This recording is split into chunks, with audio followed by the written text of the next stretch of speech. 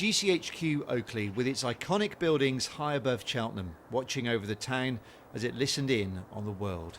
Tony, I'm Steve. Pleased to meet you. You too. My guide today is GCHQ's historian, Tony. We're only allowed to use first names. What sort of work was done here? Mainly classified work. This was the headquarters site, and much of the operational work as well as the administrative work was done on this site. Today the buildings are being decommissioned, offices that once thrived, now quiet, but it gives us a chance to see what was once hidden from the outside world.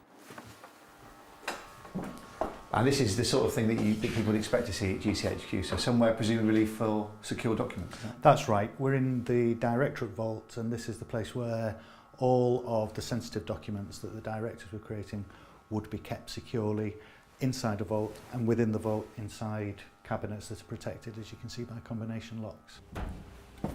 But delve a little deeper and you get a glimpse of the might of the intelligence gathering here. Through now derelict corridors, Tony showed me into one of the massive computer halls. What you can see now is just one large empty space, but during the period that it was used, the computers were renewed, more processing power was brought in, just different machines. So it was never the same configuration for very long. So how many of these computer halls would there have been here? Several. So how many lots or? Several. Okay, I'll ask another question. But obviously it was worth a try, but to maybe give a sense of the amount of computing power here, we were shown these massive chilling units. They kept the computer halls cool, circulating 500,000 litres of water.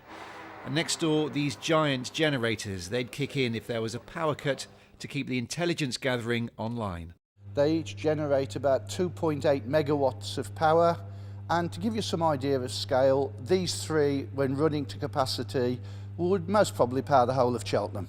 Well, it's all very quiet now. GCHQ Oakley is a shadow of its former self, and if only these walls could talk. But the reality is the work being done here up to just a few weeks ago was still highly classified and obviously highly sensitive. And the opportunity of bringing a TV camera into film, well, impossible.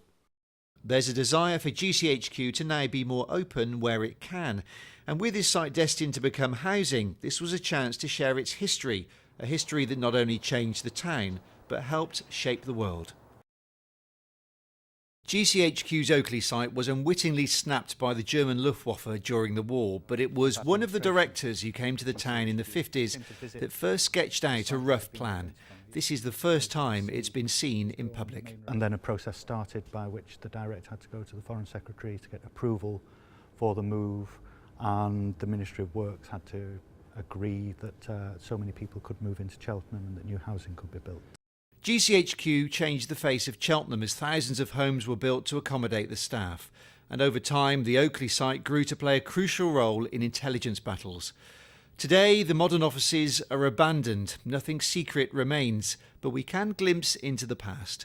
Keith has worked at GCHQ for 30 years and remembers his first daunting days. Everybody was in small offices at the time, and those alone meant that you didn't always meet people. You didn't know what other people did in the room next to you. It was very much need to know. You realised the man who disappeared into the door next to you, you didn't see for the rest of the day. And you did wonder a bit what he did. Did you ever find out? No.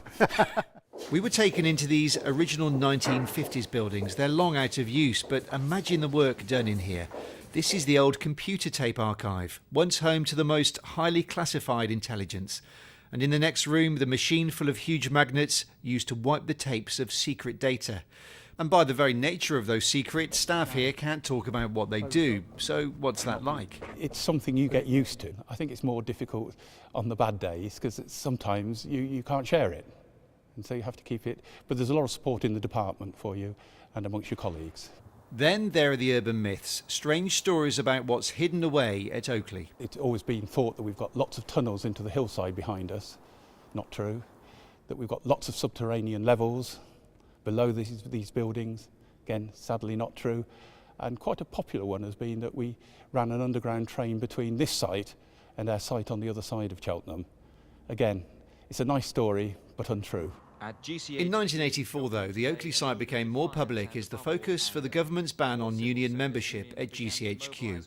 Many of the staff felt forced into signing away their union rights. Very sad. Feel like a traitor. I've been loyal. I love Queen and country, and that's it, you know, just Hobson's choice. But that, along with the site, is now history. Soon the last member of staff will leave as everyone moves to the main headquarters at Ben Hall. We shouldn't ignore the fact that a lot of important work was done here, great work by great people. But times change and we needed a different environment, we needed a different infrastructure. Oakley will be sold off and redeveloped. It'll take with it its secrets. And although we can hazard a guess, we'll never know just what staff did here to keep us safe. Steve Nibbs, BBC Points West, Cheltenham.